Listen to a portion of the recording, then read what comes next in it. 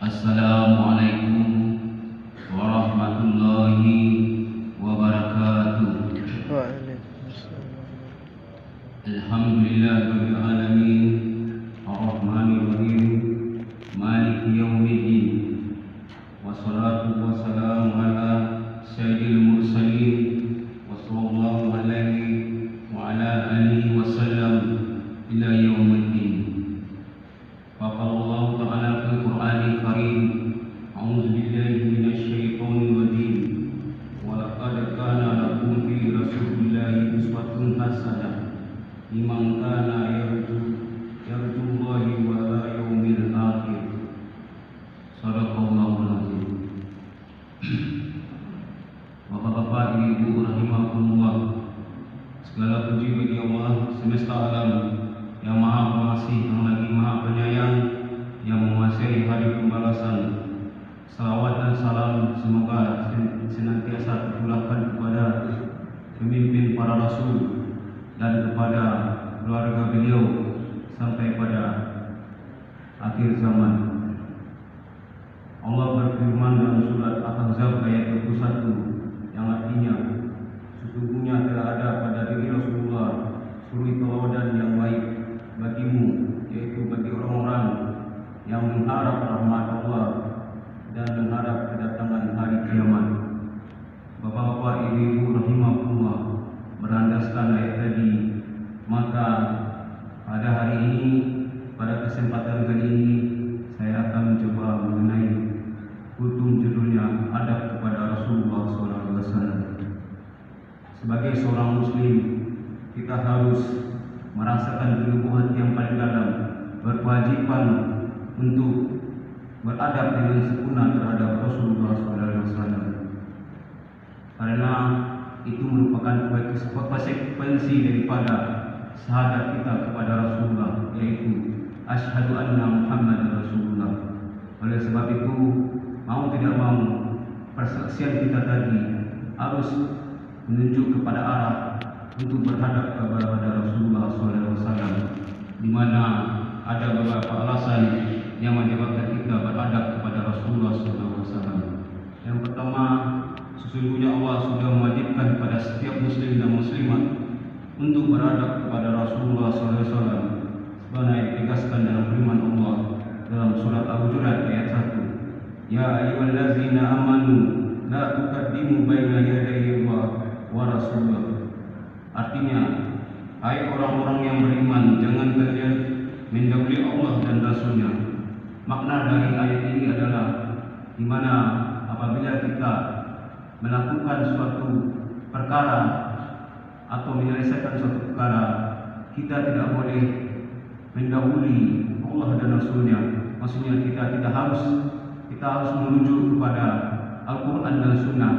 Tidak bisa kita hanya berdasarkan akal pikiran kita, karena ini akan membuat sesuatu itu akan menjadi bermasalah.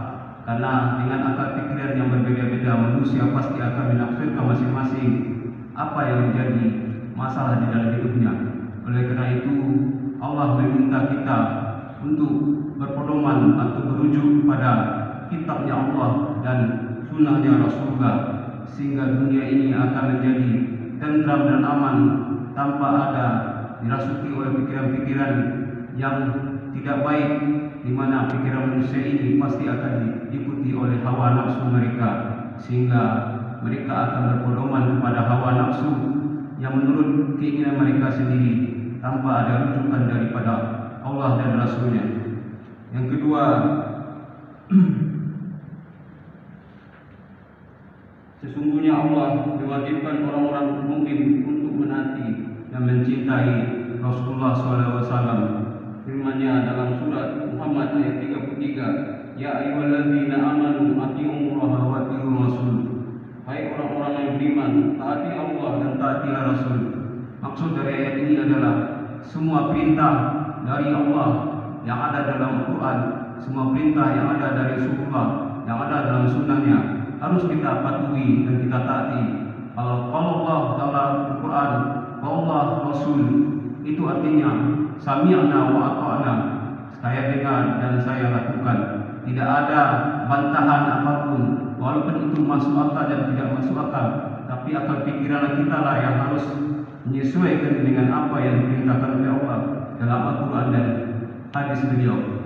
Sebagai contoh, dalam hadis beliau mengatakan, apabila lalat masuk dalam air atau minuman kamu, maka celupkanlah.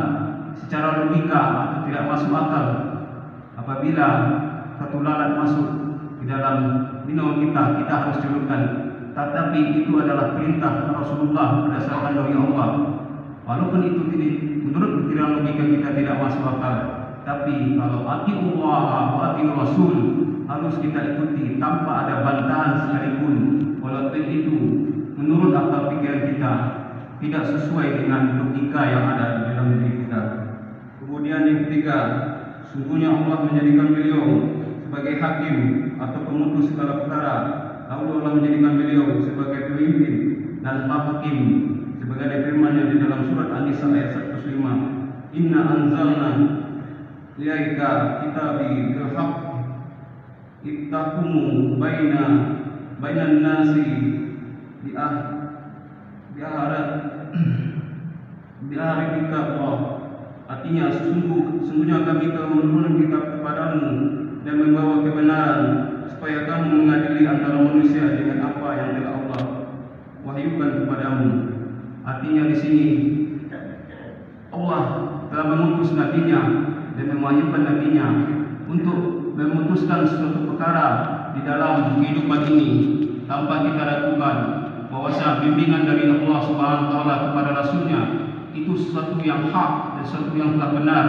Tidak ada bantahan apapun terhadap tersebut, karena Allah yang telah menciptakan kita tahu apa yang menjadi permasalahan hidup kita, tahu apa yang menjadi hal-hal yang kita perlukan, sehingga Allah mengutus nabinya untuk memutuskan suatu perkara. Bagaimana dengan kita di dunia ini, hakim yang ada di pengadilan yang kita biasanya dipanggil yang mulia, sementara Rasulullah yang telah diangkat oleh Allah Subhanahu wa taala sebagai hakim di dunia ini dalam kehidupan, mau tidak mau, suka tidak suka, kita harus memanggil beliau yang mulia, karena beliau adalah hakim, sebenar-benar hakim yang diangkat oleh Allah sebagai khalifah di muka bumi ini. Yang keempat, sesungguhnya Allah telah mewajibkan untuk mencintainya berdasarkan penuturan beliau, yang artinya dan dari zat yang berada di tangannya, salah seorang di antara kalian tidak beriman dengan sempurna sehingga aku lebih dicintai daripada anak, orang tua dan seluruh manusia. Artinya di sini Rasul menyampaikan kepada kita, tidak ada satupun yang kita cintai di atas di dunia ini seorang makhluk selain pada Rasulullah SAW, baik itu keluarga, anak maupun sanak famili, orang yang kita cintai. Tetapi semua itu tidak akan berguna kalau kita tidak mencintai Rasul yang demikian, karena Allah telah membawa beliau kepada jalan yang benar, menuntun beliau kepada jalan lurus yang harus menjadi kita sebagai teladan, sehingga kita akan berpedoman pada hal-hal yang baik yang disampaikan oleh Rasulullah SAW. Kelima, apa yang Allah istimewakan untuk beliau berupa keindahan jasad dan akhlak, dan apa yang Allah anugerahkan kepadanya berupa kesempurnaan jiwa, dan zat beliau adalah makhluk yang paling sempurna dan makhluk yang sempurna secara mutlak. Artinya beliau telah diciptakan oleh Allah sebagai bentuk manusia. Beliau sangat tampan sekali, beliau punya akhlak yang baik sekali, disegani oleh lawan dan lawan, sehingga apa yang terdapat pada diri beliau itu adalah sesuatu hal yang sempurna dan tidak mungkin dan tidak mustahil kita harus menaati beliau, karena kesempurnaan dari beliau berupa jasad, berupa akhlak, sehingga apapun yang beliau lakukan itu adalah sesuatu yang benar, sesuatu yang menjadi pedoman bagi kita dalam hidup ini, sehingga agar kita berjalan di muka bumi ini sesuai dengan pedoman hidup yang telah digariskan oleh Allah Subhanahu wa taala. Bapak Ibu rahimahumullah, mungkin itu saja yang bisa disampaikan hari ini. Mungkin untuk adabnya mungkin bisa saya sampaikan di minggu depan dengan waktu yang terlalu lama mungkin, sehingga saya sudahi dulu dengan Assalamualaikum warahmatullahi wabarakatuh.